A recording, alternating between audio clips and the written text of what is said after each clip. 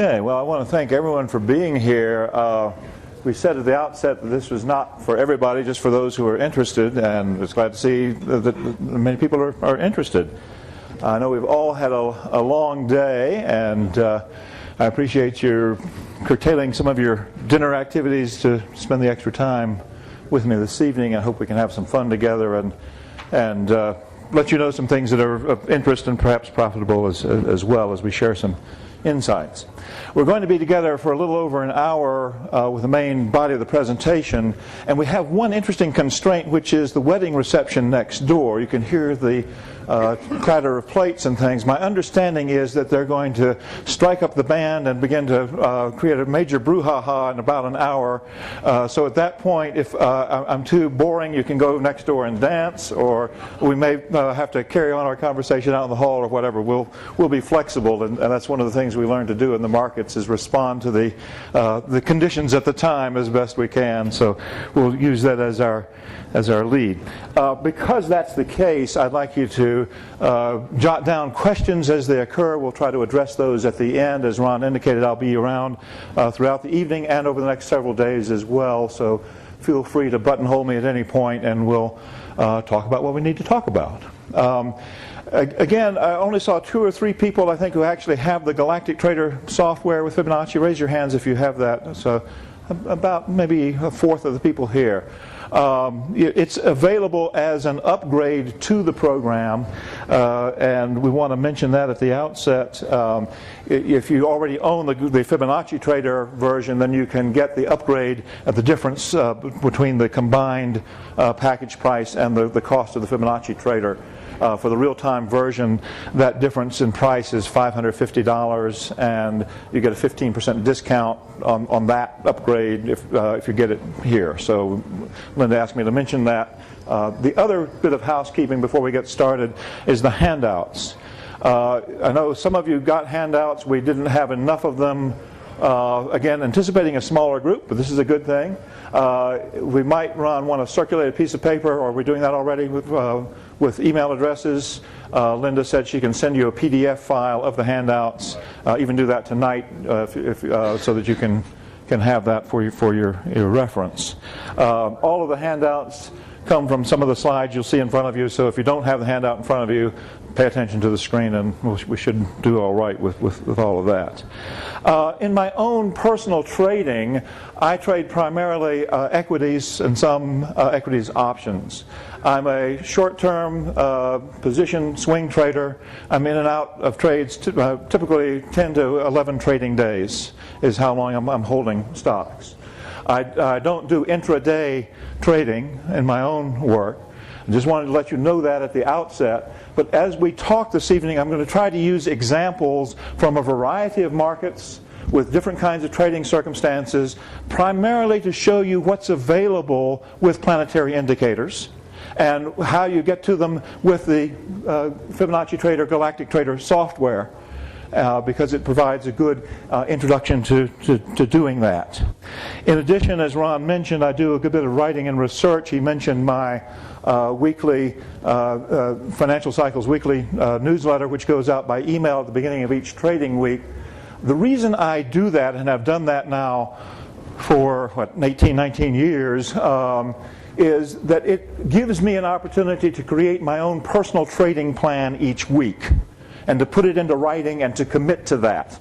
And I'm tracking a number of fairly complex planetary indicators, so I spend the time in preparation doing that so that I know exactly what I'm going to be trading during the week, when I'm going to enter the trades, what my anticipated stop loss levels will be, and so forth. So that's how I manage my own trading process and publish it and distribute it to readers who are interested in doing the same kind of thing. If they want to trade along with me, that's fine, or they just simply want to watch what I'm doing and read my funny commentary along the way, that's fine too. So either way, it tends to work, but I wanted you to be aware that that's part of what I do with that, and it's part of my own personal trading discipline. We'll talk a little bit later on about some of the things that I do in the weekly analysis and in setting up those trades. But again, I'm here this evening primarily to talk about the features that are available in the software so that you get a picture of what this is all about from a very broad kind of Baskin-Robbins sampler approach here. This is a survey this evening. So let's talk for a moment about what planetary trading is. And this is an interesting notion here because there are lots of different terms that we use more or less interchangeably and sometimes haphazardly in talking about this. Essentially, we're looking at astronomic indicators.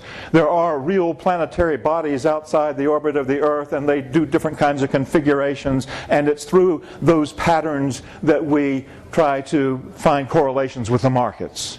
So some writers that you'll read in this area will simply talk about the astronomy, which is the observation of the planets, and the astronomic indicators and their influence on the markets. We can also talk about them as natural cycles. And in fact, the planetary indicators are really behind most natural cycles. We have the cycle of the seasons. If you're trading commodities futures, you know there are seasonal differences, and with some equities as well, seasonal differences in the markets. And really the seasons of the year are simply a relationship of the sun and the earth in particular patterns that reoccur on an annual basis. So the natural cycles that impact the markets in various ways typically have a planetary correlation as well. We can also talk about geocosmic energy fields, and geocosmic is kind of a cool word. It's a made-up word, quite honestly, and it's simply a combination of geo, meaning the Earth, and cosmic, everything outside of the Earth. So we're talking about the relationship of the two, and we're saying there's some kind of energy fields that are there that connect the two. Now, we're not going to go into what those energy fields are or why or how they work this evening, but it's one theory, one way of talking about it. And sometimes you'll encounter people who will use this fairly highfalutin language to talk about planetary indicators as if they know what's really going on. I don't think it's important to really know what's going on in terms of the mechanics of it because it works in the markets, and that's what we're concerned about. The word science is interesting. One of the pioneers in this field in the first half of the 20th century was W.G. Gann, and in a lot of his writing he referred to the planetary techniques simply as science. It was not a real popular thing to talk about planetary indicators, and he felt that people really weren't able or ready to understand that, and so it was his shorthand in many cases, and in his writings when he talks about scientific methods, what he's really talking about are planetary indicators. So if you're a Gann fan and reading Gann material, kind of keep that in the back of your mind as well. We can also speak of galactic price and time factors. That's a neat word to use because we have the galactic trader software that relates very nicely to that, and we are concerned with the planetary correlations with price and time movements in the markets. And then we have what we could call financial astrology or market astrology. And this is something that we want to be very, very careful with because we don't want to get too confused with the A word. It is something that we don't typically use in polite company because it's so misunderstood and has so many different connotations connected with it that have nothing to do with what we actually do in the markets. So we want to get clear at the outset about what market astrology is not. It doesn't have anything to do with fortune telling. It's not about being psychic or reading tea leaves or looking at crystal balls or reading tarot cards or any of that kind of stuff. It has absolutely nothing to do with the horoscope column in the newspaper that tells you that this is a good day to hide under the bed, or you'll be lucky if you bet on a certain horse or whatever. And it has nothing to do with having a particular belief system. That's the interesting thing about these methods for working with the markets. We don't have to believe anything in particular because they simply work. I prefer to abbreviate belief systems as BS because that's what most of them are, and so we can kind of set whatever our personal beliefs are aside and simply empirically observe what goes on in the markets as we deal with these. It's not about being superstitious. It's not about having a lucky day or feeling that you have to do things in a certain way in order to make it work as well. And it's certainly not about asking what sign you are. If you're a Taurus, you can use these techniques, but if you're a Pisces, forget it. You'll never make any money in the markets. And so that's not what this is about. Unfortunately, the word astrology has lots of different connotations, and so we want to kind of sweep all that aside and say that's not what we're discussing here. We may talk about astrology this evening, but it is a synonym with the planetary indicators. Now, real astrology, and the kind of planetary indicators we're talking about, measures two different kinds of factors that are important to us in studying the markets. The first we've already hinted at, which is the correlation between what's happening geocosmically and what happens on Earth. There are fluctuations in these patterns. There are cycles that occur that are predictable and that have some relationship to the markets. Again, we don't have to understand what all the energy is about or how it relates, but we know there is some kind of correlation there, and that's part of what we study. Secondly, there is a correlation between what happens in the cosmos and what happens with people emotionally. And this is one of the key reasons we use this methodology. There are fluctuations, patterns, and cycles in human emotions that we can track using some of these methods in the market. I think the easiest way of understanding this is by looking at the moon. And we have a certain lunar cycle that occurs every month. And our whole folklore and our popular culture is full of understanding about the impact of the moon on people's consciousness and emotions. And in fact, there are more admissions to psychiatric wards at the time of the full moon each month than any other time of the month. The crime rate does tend to go up around the full moon, because people get out of balance emotionally at certain times in the lunar phase. Why is that important to us in the markets? Well, the markets are driven by emotion, most notably fear and greed. So when we start looking at planetary indicators, we can begin to measure fluctuations in human emotion and the mass psychology that drives the markets in certain ways. It doesn't control the whole picture, but it's an important piece. And that's one of the reasons we look at this. So why might we want to use all of this in the first place? I mean, we have these tools available. What can we gain from looking at them? And first of all, the fact is that we can use these tools to anticipate changes in market movements. We can get indications ahead of time about how the markets might fluctuate. And as we just mentioned, we can objectify mass emotion in a way that's very convenient and easy to work with. The other thing that's interesting about the planetary cycles is that they can be irregular. They can take place in very predictable ways, but with different time intervals. And when that happens, we get a different kind of indicator that we can apply to our analysis of the markets. It gives us a kind of a wild card, so to speak. They're verifiable, they're predictable, but they're not always regular in the way that they apply. And sometimes we'll have an event that will occur 3 times together in rapid sequence and then not again for 2 or 3 years, and then very randomly after that, or seemingly randomly. And thanks to our understanding of celestial mechanics, we can in fact predict when those reoccurrences will take place. Most importantly, though, what we're looking at here this evening is using these kinds of indicators to confirm our technical analysis, to confirm the indicators that we were talking about earlier today, and other methodologies that we bring to the markets. Why do we want the extra confirmation? Because we want a higher level of confidence. If I can use something that is built into the markets themselves and come up with a conclusion, and then take something extraneous like planetary movements and reach the same conclusion, I can come at my trading with a higher degree of confidence. I'm far more likely to pull the trigger at the right time and take the profits rather than sit there waiting for things to develop and wondering which way it can go. So we want to add that additional confirmation and the confidence that goes with it. That's really the bottom line of what we're talking about here. It's very, very pragmatic kind of stuff. As we said at the outset, this is not for everyone. These are fairly sophisticated tools. They take some work to learn. And it begins with having an open mind. The fact that you've stayed in the room this long and came back here this evening suggests that probably you've got that much anyway. So that's a good thing. you're a third of the way there already. In addition to that, it takes this ability or desire to look beyond the obvious, to go past the pop culture perceptions of what astrology is and to begin to analyze what's actually going on with these factors. And this is what we're trying to get your feet wet with a little bit this evening. And then finally, like anything else in the markets, it takes a lot of work. We had a great session this afternoon with Perry looking at all of the different features that are available in the Fibonacci Trader program. And for many of us, it's like, wow, this is amazing. Now, how did you do that again? It takes several repetitions to begin to comprehend that, to assimilate that. Then we need to practice it in our trading, and we learn it over time as we use it.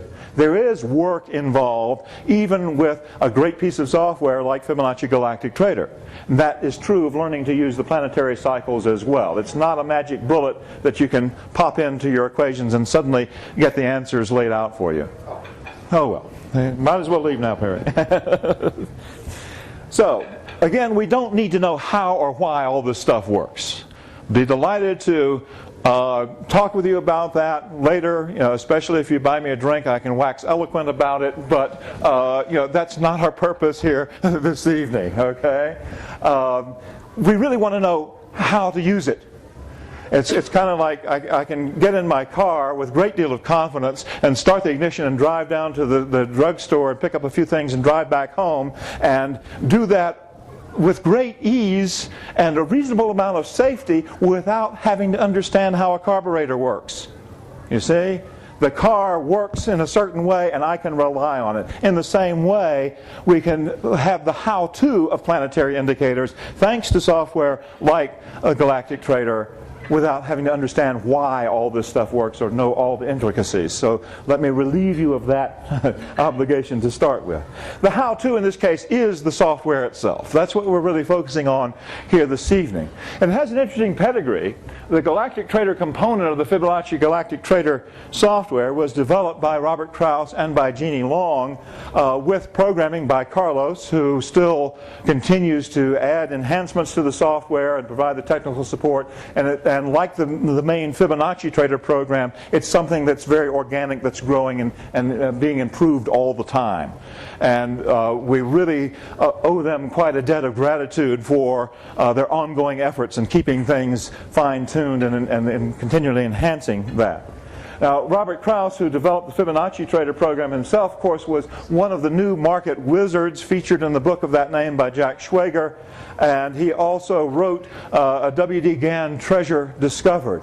He was a student of Gann methodologies. Robert used planetary indicators in his own trading, but didn't dwell on them extensively. His wife, Jeannie Long, was a financial astrologer who wrote a book called Basic Astrotech and a book called Universal Clock, forecasting time and price in the footsteps of W.D. Gann. Jeannie retired shortly after Robert's death a couple of years ago, but they were the ones who put all the pieces together for this software originally. And it's important to understand Robert's involvement in this process. This was not some random thing that was added to the picture later. Both Robert and Jeannie, of course, drew a lot of their inspiration from W.D. Gann. And is anyone in the room who has not heard of Gann before at all? Is this a new name for anybody? That's good to know. Gann, depending on who you talk to, was either a master trader or a complete charlatan, maybe both, I don't know, depending on what records you look at with his personal trading record. He was fairly secretive about the results of his personal trading. He did use market geometry, he used market astrology. And he said it was not his aim to do what we're doing here this evening. He didn't want to try to explain it to people. It's not my aim, he said, to explain the cause of cycles. The general public is not yet ready for it and probably would not understand or believe it if I did explain it. And that's really the kind of thing that we're delving into. This is the 50th anniversary this year of Gann's death. and his work continues to be studied and to be controversial. When Robert and Jeannie began to work on the software, they certainly didn't invent it out of whole cloth or study just GAN. There were other people who had done analysis and work and ancillary things along the way, and they picked up inspiration and ideas and put the best of it into this software. So we want to acknowledge some of the background here. It's not something that's brand new or some newfangled idea. Now, the good thing about the particular software we're talking about this evening with the Fibonacci Galactic Trader is that it allows us simultaneously to show the multiple time frame perspective that Fibonacci Trader does along with the planetary price action. We can combine it all in one chart on the screen at one time, and it's extraordinarily powerful and quite unique in that regard. With this software, we can do a number of things. We can associate individual price bars in any time frame with specific planetary phenomena. We can also observe and test the correlation of the phenomena that we're looking at with price trends. And probably most importantly, we can create projections and forecasts. And because we know when the planetary cycles will play out again, we can then begin to devise forecasts for time and price with the markets themselves. So it's very, very versatile, very powerful set of tools with the program. Let's talk about some planets. We mentioned, I'm going to switch. Battery, okay. That's a lunar cycle for you.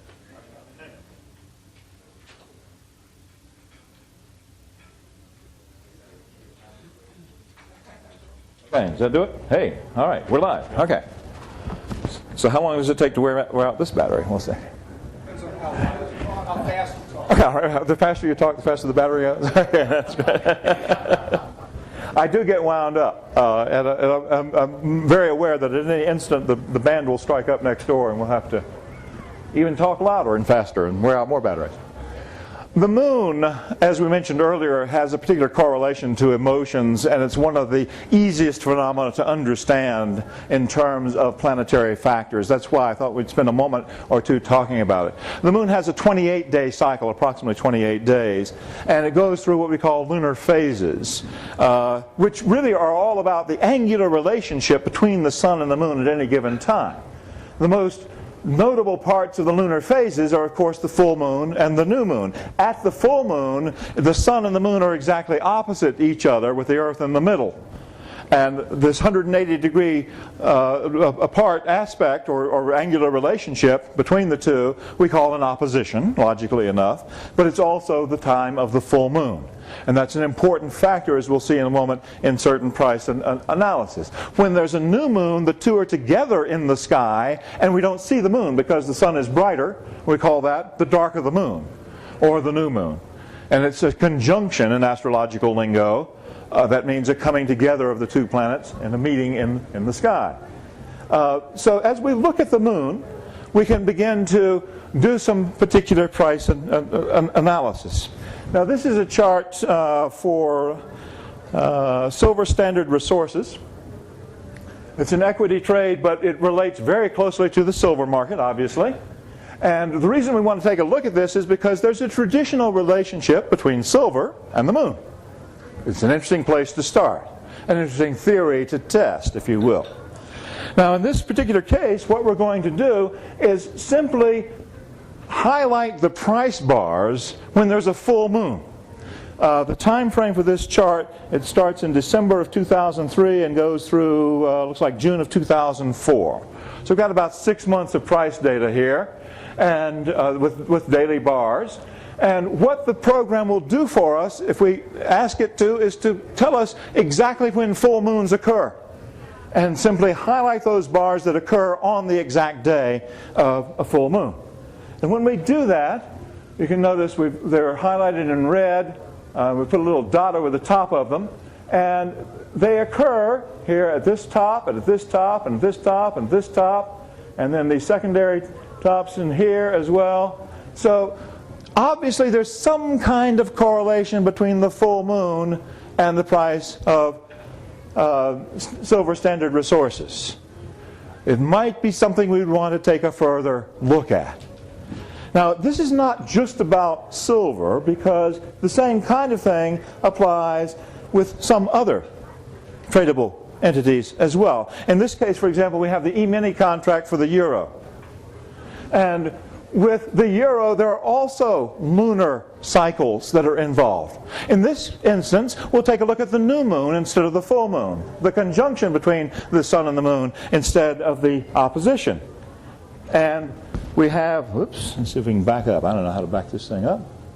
We'll try previous. Oh, okay, there we go. These are the points here as well. We're not catching every top with the new moon. We catch a bottom here and a top here. And there are some interesting patterns and a significant bottom here, for example, with the new moon.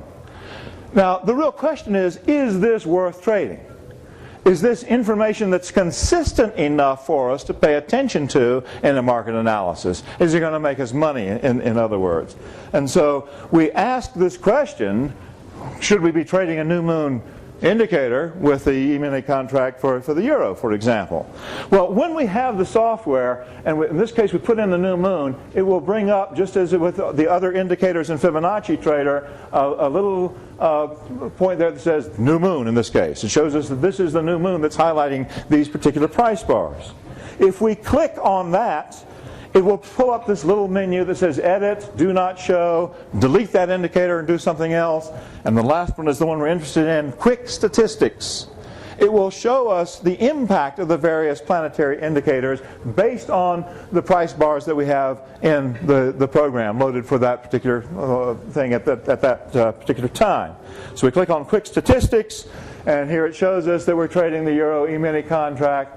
And it will tell us this is the new moon, and this is the number of times. It's got 33 of these in the record for what the data we've loaded. It tells us the percentage of higher prices and so forth. What's interesting here is at the bottom. There's a price reversal up 14 times, or 42% of the time. The price reverses up, and it reverses down in 10 cases, or 32% of the time. In other words, 72% of the time, the euro contract will reverse on a new moon.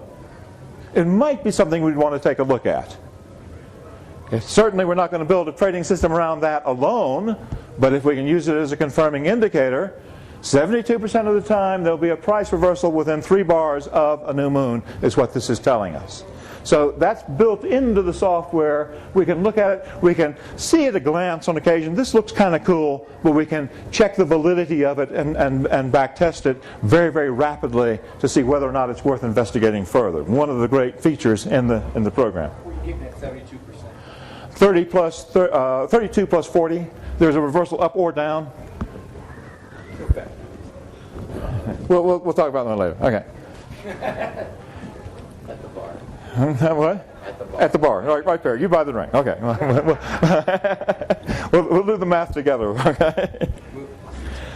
Of course, the moon is just one example of what we can look at with the software, and we have all other kinds of planetary cycles that we can use. We mentioned the moon has a 28-day cycle. When we look at Mars, we're dealing with a 2-year cycle. And so it doesn't appear in the same way on a chart quite as readily. However, it's interesting to take a look at this cycle over the long term. This is a chart for Caterpillar Company, one of the components of the Dow 30. And what we're looking at in this case is Mars at a particular position in celestial longitude. In fact, what we're looking at is a position of 125.5 degrees of celestial longitude. We can talk at the bar later about why we picked that particular point, but suffice it to say, that's what we're looking at. And we have here data going back from December of 86 rather, to October of 87, a little less than a year on the screen. And we have the one price bar right here that's highlighted with Mars at that particular position. Okay? It's a little hard to see, but we colored it in red. And we can see that the price goes up fairly nicely right after that occurrence. Mars passes a certain point, and the price of Caterpillar goes up. Now, again, this is something that happens every 2 years, so we can go back and check at these instances every couple of years or so to see what happens. Here's the same thing occurring again in 1991. Okay? And the price of Caterpillar goes up right after Mars passes that point, only for 3 trading days before it falls. but it does rise immediately after that. It might be something we'd want to take a look at. And again, in 1994, we have Mars here. It's a little wider bar, and we get a nice jump in the price right afterwards. Mars at that particular position seems to have a distinctive relationship with this particular stock.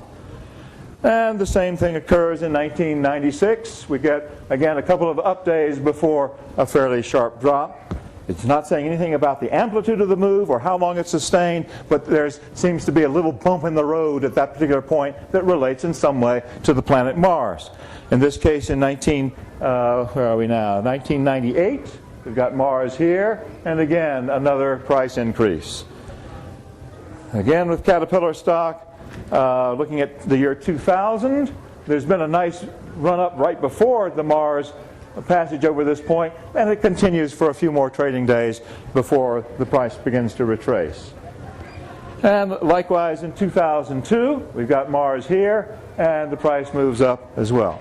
In your handouts, I don't know if you have all of these examples. We tried to summarize it a little bit there as well. And in 2004, the most recent example, we got a nice move from about $38 up to $39.50 in a few trading days. So it's a tradable opportunity there. Now, the reason we're showing all these examples over 2-year periods and going through almost 2 decades of price history in this case is that once we've identified this kind of pattern, we can then find out when it's going to occur in the future and begin to look at trades in advance. And we can forecast potential movements if Mars behaves with some level of consistency, or if Caterpillar behaves in response to Mars in this way with some level of consistency. We might want to look at trading it again. And in this case, what we've done here is switch from daily bars to weekly bars for Caterpillar. So we can see the last occurrence over here. This is in 2004. And the next one will come up here in June of 2006. We're not there yet. And we know this is going to be the next point at which the aspect will occur when Mars crosses over this exact point that we're interested in. The program calculates that for us, tells us when it will be, and what it does is assume that the price range will be the same as the last time it occurred. That may or may not be the case. It's simply identifying for us when that time occurs. So we know we don't get a chance to trade that one again until June of next year, but it might be something we look at if we want to scalp a couple points over a day or two's trading. So we can look at the individual price bars and how they relate to planetary phenomena, but the program doesn't stop there. It will also let us create planetary lines that show us the correlations between planetary positions and precise prices in a sequence. And this is one of the most widely shown and least understood features of the Galactic Trader software. It's fairly complex, a little challenging to use, but if we use it correctly, it will help us define particular trading ranges in some cases, or define support and resistance, again, just using planetary factors. Let's look at some examples. It's easier to show than it is to explain. In this case, we're going right back to Caterpillar. This is one of the examples we looked at earlier. In 2002, Mars was right here at that particular point, and we saw this little swing upward here. And it's interesting because that move upward was counter to the main trend that had been going on for almost a year for Caterpillar. So we were able to scalp from this very short-term minor move, a couple of points off the trade there, but it's going in a different direction. Well, we can add a planetary line, since we're looking at Mars here. We'll put in the planetary lines for Mars as well on this chart, and it will graph them in sequence for us. And as you can see, what the Mars planetary lines do is define the trading channel precisely. And when we have a move outside of one of these lines, for example right here, the price for Caterpillar gaps over this particular Mars line and moves all the way through the next one to here, and then begins to have some chop before it falls into the trading range. So we know that a gap is a dramatic indicator in the markets, but when it gaps over a planetary line as well, it gets extra energy and a little more forcefulness in the move. These are some of the things that we look at. So in this case, Mars defines the movement in a couple of ways. And we can combine these correspondence in a variety of ways. Of course, we can do the same things with other planets as well. Jupiter, for example, has a 12-year cycle. Now, 12 years is not tradable for most of us. It becomes investing instead of trading when we start dealing with that kind of time frame. But it can often define long-term support and resistance in significant ways that can give us additional confirmation.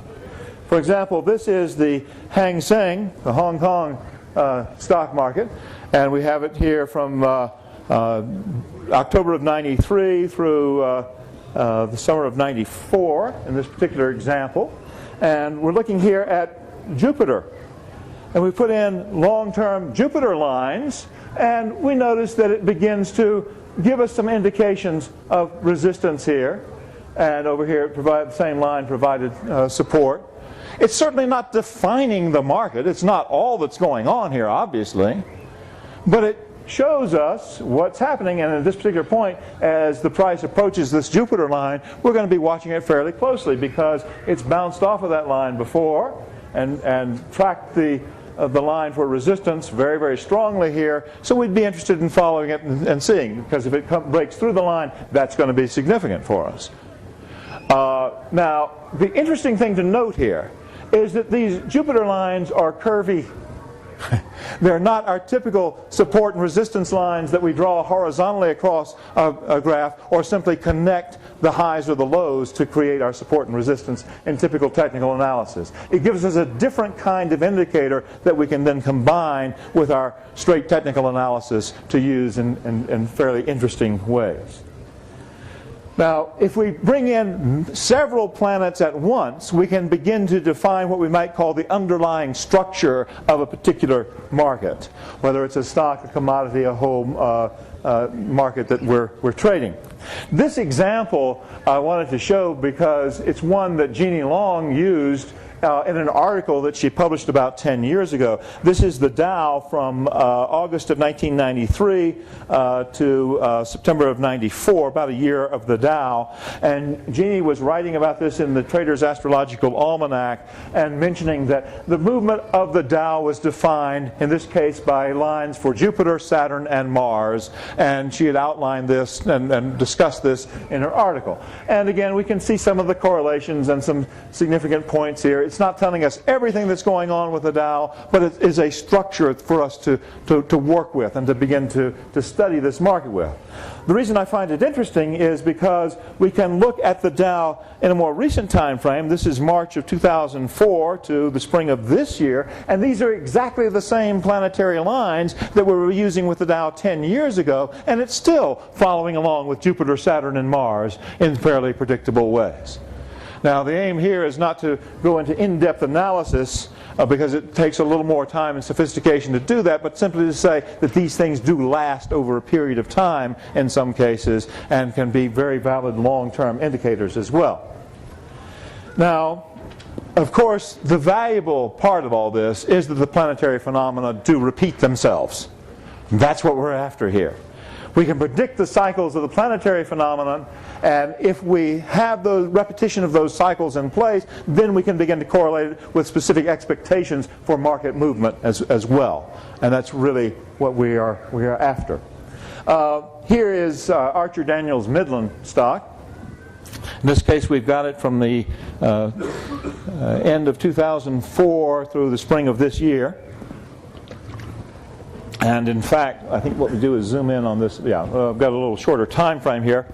This is from February of 04 to February of this year. Okay. And what we're interested in this case is we'll be looking at a repeated planetary phenomenon. These are daily bars, and we can see the movement here. We're in early February of 05, earlier this year with ADM. What we've done at this point is paint in one bar. As we mentioned earlier, we use this technique with the moon, And in this case it's Mercury, and Mercury and the Sun coming together in the sky. A conjunction of Mercury and the Sun happened on this particular day, February 14th of this year, and so we paint that price bar for ADM for that specific day. The program allows us to do that. Now it's interesting for a couple of reasons. First of all, this is a phenomenon that repeats itself. 6 weeks later there will be a second meeting of Mercury and the Sun, and the program will let us know that. So in anticipating that, what we're going to be doing is looking at the price movement of Archer-Daniels Midland, and we're most interested in how far it moves away from this trading range, because our expectation is when it comes back to that point 6 weeks later, it's going to be trading at roughly the same range. And that's what we're looking to set up here. We move a week ahead, 6 days ahead, and the price has dropped fairly substantially from about $24.50. It went up a little bit, and it's now an intraday low of $21.50. Pretty good percentage move for Archer-Daniels Midland at that point. And again, this is important because it has moved well away from its price level here at the time of the Sun-Mercury conjunction, and is trading significantly below that. As we advance the price bars a little bit, we can see a swing back in the other direction, and in fact it's moved above this price level by the 7th of March, and we're still several weeks away from the point at which the conjunction reoccurs. And it starts to hit a little bit of resistance at that point. And as we advance it, this is 3/22, the 22nd of March. It has retraced back in the other direction, is now trading below this price level again. A significant decline. And let's see, what did I do? Okay, I went backwards. Okay, let's go forward. Okay. Then when we get to the second conjunction, we can paint this in with the program as well, and it shows the price at the same level. In this case, it doesn't duplicate the trading range. It in fact engulfs it with that particular bar, but the price returns here. And what we're interested in is the differential here. The first swing down, a second swing up, another swing down. All of these are entry points in anticipation of the price returning to that same range, obviously with different kinds of profit opportunities. But what we're looking at here is the ability not only to identify when this occurs with the painted price bars, but to look at the planetary lines as well to see if they give us any kind of confirmation. So we'll zoom back out a little bit. Here we'll show these two same instances, but a little bit longer, more bars on the chart. And in this case, we can see that after the second time, the stock really falls into the cellar here. So these particular price points here are something of an anomaly within a fairly choppy trading range. And this is the important area right in here when it dropped that much. So let's put in some planetary lines. So first, this is simply indicating the trading range of the first example to show how it intersects with the second one. This is the line for the Sun. We're going to put in two lines here, one for the Sun and one for Mercury. And they're two increments of the Sun line. And what this does is define for us fairly clearly a trading range that this was working within, at least until it dropped below that, and then it starts to hit resistance on the Sun line afterwards. Let's add Mercury. And here's what's fascinating. When we have the Sun and Mercury, we can see the points where the conjunctions occur. The two lines cross each other here at this point, and then cross back in the other direction right here at that point. And look at what happens with the Mercury line for this bar. The exact low on that bar found support on the Mercury line. So this gives us a second confirmation. And in fact, when we have a precise intraday low like this, we call it a correct low, and this for us confirms the strength of Mercury. If we're trading this, we've come off of this bar, we have this swing down, and we find support exactly on this planetary line with reference to what we've already been tracking, we have a higher degree of confidence that this would be a good time to enter a long position. And so intraday there, we've got a lot of room to play with before the close up in here to get in on that trade, and then can anticipate taking profits a few weeks later at this point. So this is how we set these things up, or one of the ways that we can do it. Now, so far we've looked just at planetary indicators in isolation. The virtue of the software and the real power in all this is integrating them with your other kinds of indicators. When we bring in Fibonacci ratios, when we add other kinds of technical indicators, and when we use some of the multiple time frame tools that are available in Fibonacci Trader, then we can make things work very well. And in fact, this is a particularly useful piece of software for people who are new to planetary trading, because it's very easy to integrate it with other technical factors. It's all standardized within the software. You don't have to learn a whole new set of techniques in order to integrate planetary factors with it. You simply use the combined software and you can blend them quite nicely. So let's look at another example. This is the Dow Jones Industrials here. And in this case, it's a very interesting example because of some of the things that have happened. I was looking at the Dow in preparation for this and started playing with some Fibonacci retracements. Now, I'm sure Mark will show us a lot more about how to use these effectively tomorrow. But what I was simply looking for here is points of Fibonacci clusters to say, okay, I can do different swings and retrace it from different levels, and where do the lines start to cluster? There's a higher probability there of that being a resistance point with the Dow. And what we're looking at is a potential retracement. The Dow has come down, it's started to move back up. This was as of about a week ago, 8 days ago or so, and we want to know how far this swing will take us here. So let's look ahead then. We're going to be doing real-time trading Monday and Tuesday. The question is, where will the Dow be on Tuesday when we're trading this? So the software gives us some tools that we can use in that regard. One of the tools we call the universal clock. And this is simply a pattern that shows us planetary positions at any time. And in fact, we can set this for a variety of times. We move the clock ahead in advance to the 13th of September, and we say, on that day, show us where the planetary positions are. Now, in this case, the planets are all represented by different colored dots, so we don't have to learn any obscure symbolism. When you move your mouse over the dots on the software, as it's displayed on the screen, as the mouse passes over one of the dots, it'll tell you what planet it is that you're looking at. So it's a real easy, simple to use kind of system.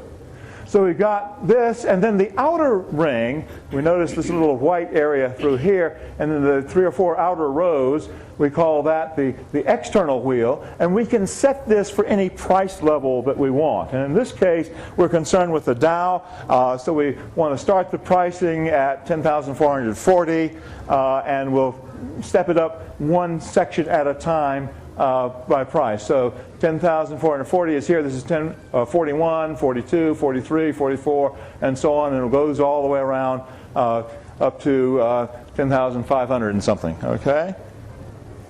So that will give us a price range that encompasses the Dow at that particular point. Now, what we're interested in is where these things come together on spokes of the wheel at that particular point in time. And we can see that there aren't many of them, but we do find a pair here. This is Mars right in here and the Sun right there. So on the 13th of September, Mars and the Sun will be coming together in some way.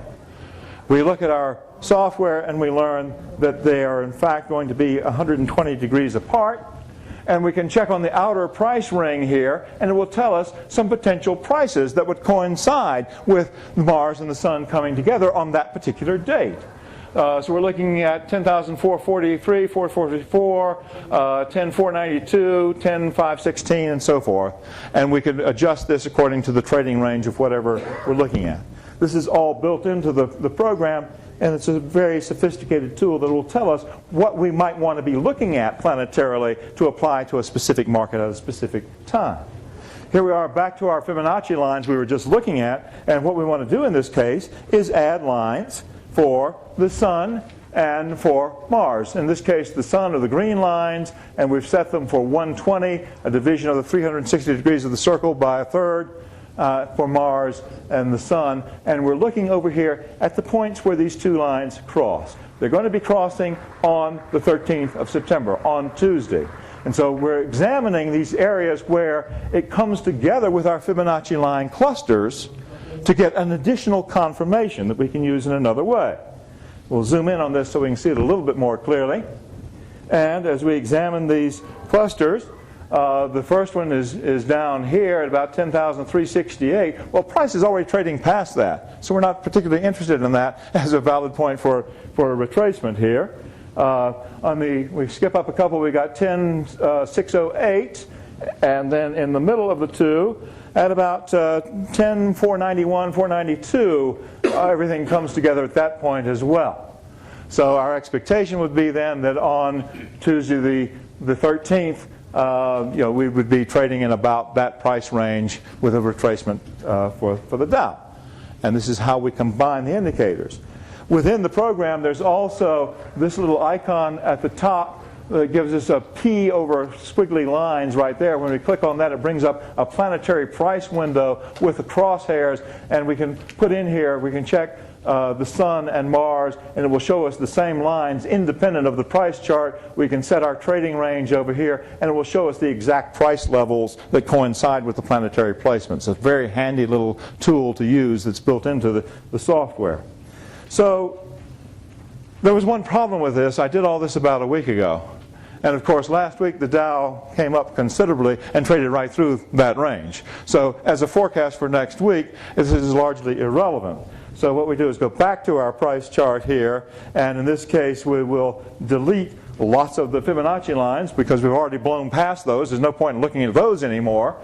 And in fact, what we're going to do here is change strategies a little bit. We'll use expansion lines rather than retracement lines because the price looks like it may go past the previous high on this swing. So we've added a cluster of expansion lines in this case with a similar technique.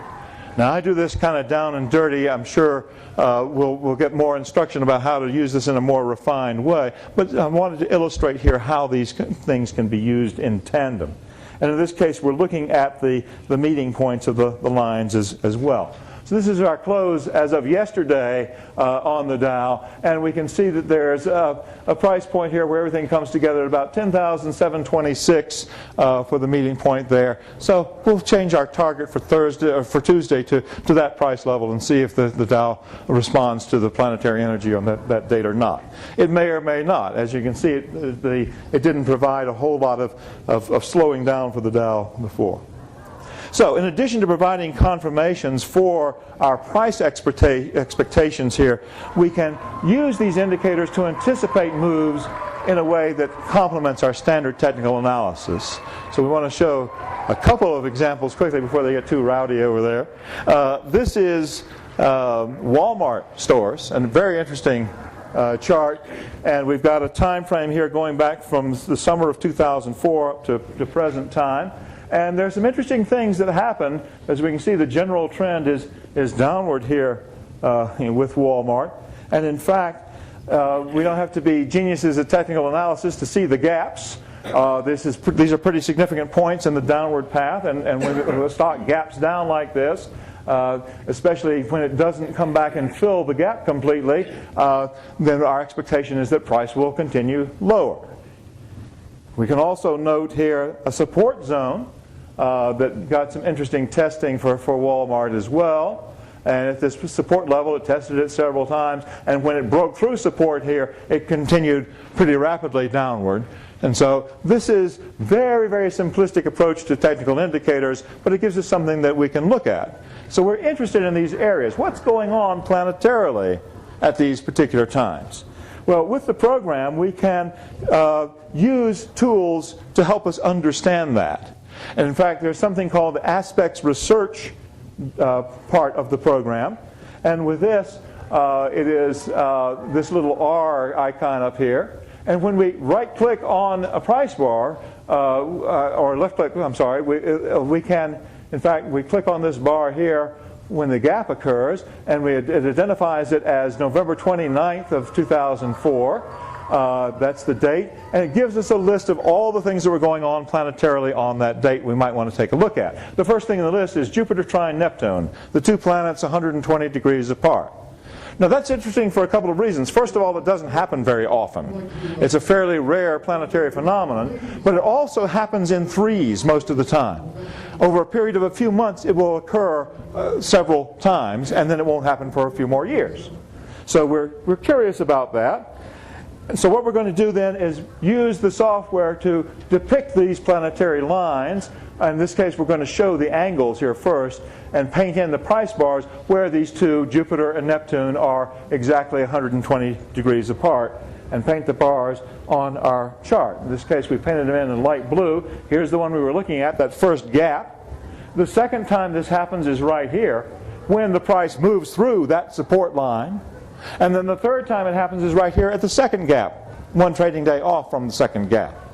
So all three of these phenomena that we observe from a technical standpoint are validated with the planetary factors as well, showing us that something significant is happening in this case. Obviously, if we've identified Jupiter and Neptune, what we want to do next is add the price lines for Jupiter and Neptune, the planetary lines. We'll set them for the same angular relationship as we bring them into the program. And in this case, we've added the lines here as well. And so when we see here this kind of combination, in fact, the meeting of the two lines is right here, and it gapped over this price point exactly when that first gap occurred. This is very, very significant. We know this is working with the planets, so to speak, and we can gain a higher level of confidence in our trading because of that kind of circumstance. So this is the phenomenon with Walmart. Now, in a final example, I think this is the last one we've got here, we can also use this intraday, and that's an interesting point to consider as well. It functions in a slightly different way, but we can confirm our execution strategies by adding planetary lines to our day trading as well. In this case, what we've got is an S&P E-mini contract, and this is showing here August 30th and 31st, about 2 weeks ago in the trading. And we've added a couple of indicators from Fibonacci Trader. The dynamic trio set for the next time frame, and then we've got my price bars. I use 4-minute bars for astrological reasons, so it's the next own and highest are 4-minute, 20-minute, 60-minute intervals. And it's tracking at the next level, showing us the potential stop levels and the which side of the trade we should be on. And we've also used Dennis Bowles' stochastic indicator here as well with the paint bars. And in this case, the red bars suggesting that things are oversold, and it paints green bars when it's a potential long position for the E-mini contract. So these are standard technical indicators we can use with Fibonacci Trader to get a feel for the trade intraday. Now, we look here with our aspects research for August 31st, and we see during that day we have a conjunction of the Moon and Saturn. They come together in the sky. So what we want to do is look at the Moon and Saturn lines on an intraday basis to see what happens with the two. The Moon